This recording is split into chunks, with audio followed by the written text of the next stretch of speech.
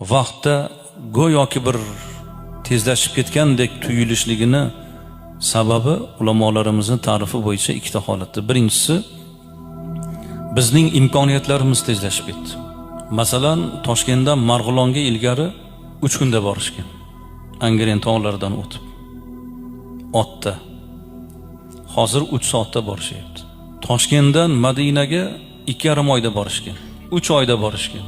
Otda, ulovda, piyoda hozir 5 soatda borishyapti.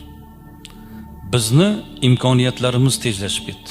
Bu birinchi sabab. Ikkinchi sabab, biz bugungi kunimizni bolaligimizga qiyos qilamiz.